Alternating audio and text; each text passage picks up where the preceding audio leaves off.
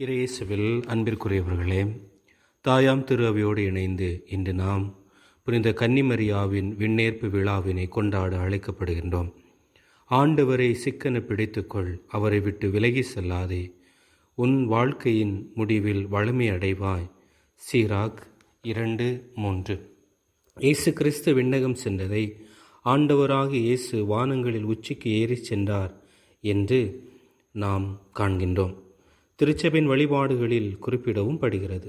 அதே வேளையில் அன்னை கன்னிமரியா விண்ணகம் சென்றதை இறைவனின் அன்னையாகிய கன்னிமரியா விண்ணகத்திற்கு எடுத்து கொள்ளப்பட்டார் எனவும் குறிப்பிடப்படுகிறது. இதன் வழியாக இரண்டிற்குமான வேறுபாடுகளையும் திருச்சபை தெளிவுபடுத்தியிருக்கிறது. அவர் இறந்து விண்ணேற்பு அடைந்தாரா அல்லது இறக்காமலே விண்ணக மகிமைக்கு எடுத்து செல்லப்பட்டாரா என்பது இன்று வரை கருத்து வேற்றுமைகள் கொண்ட கேள்வியாகவே இருக்கிறது. இப்பெருவிழா கீழே திருச்சபையில் 4ஆம் நூற்றாண்டில் இருந்தே டார்மிஷன் என்ற பெயரில் கொண்டாடப்பட்டுள்ளது. டார்மிஷன் என்றால் அன்னை ஆண்டவரில் துயில் கொள்கிறார் என்று பொருள். இந்த விழாதான் அவர்கள் அன்னைக்கு எடுக்கும் முதல் விழாவாக இருந்தது. இவ்விழாவின் பாரம்பரியத்தை குறிப்பிடும் புனித யோவான் டமாசியன், இயேசுவை பெற்றெடுக்கும் போது கன்னிமைக்கு பழுதின்றி இறைவன் காத்தருளினார். அப்படிப்பட்டவரின் உடல் இறப்புக்கு பிறகும் அழிந்துவிடக்கூடாது என்பது சரியானதே. படைத்தவரை குலைந்த வடிவில் தம் உடலில் தாங்கிக் கொண்டவர் உடலோடு கூட இறைவனின் வீட்டில் இடம் பெறுவதும் சரியானதே. செல்வையில் தொங்கிய தம் திருமகனை உற்று நோக்கியவாறு கல்வாரி மலை மீது நின்றவர் தம் ஆன்மாவை ஒரு ஊடுருவதை கையளித்தவர் மரியா. அப்படிப்பட்டவர் வான் வீட்டில் வீற்றிருக்கும் தந்தை இடைவிடாது கண்டுகளிப்பதும் சரியானதே. இறைமகன் உவந்து அளிக்கும் சலுகைகளை இறைவனின் தாய் பெற்று மகிழ்வதும் சரியானதே.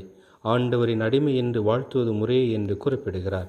திருத்தந்தை 5ஆம் பத்திநாதர் 1568ஆம் ஆண்டு அகில உலக திருச்சபை முழுவதும் இவ்விழாவை கொண்டாட அனுமதி அளித்தார்.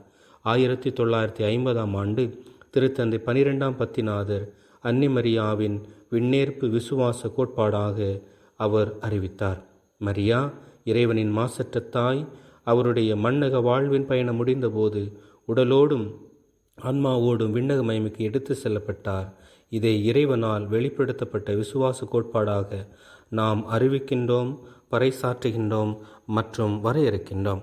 அன்னை மரியா நம் அனைவருக்கும் விண்ணக வாழ்வின் முன் சுவையை தருவராக விளங்குகிறார். ஏற்கனவே விண்ணுலகில் ஆன்மாவோடும் உடலோடும் மாட்சிமைப்படுத்தப்பட்டிருக்கும் இயேசுவின் தாய் வருங்கால நிறைவு பெறப்போகும் திருச்சபையின் உருவும் தொடக்கமாயிருக்கிறார். இதுபோலவே இவ்வுலகில் ஆண்டவரது நாள் வரும் வரை பயணம் செய்யும் இறைமக்கள் முன்பு உறுதியான எதிர்நோக்கும் ஆறுதலும் அடையாளமாக ஒழுகின்றார்.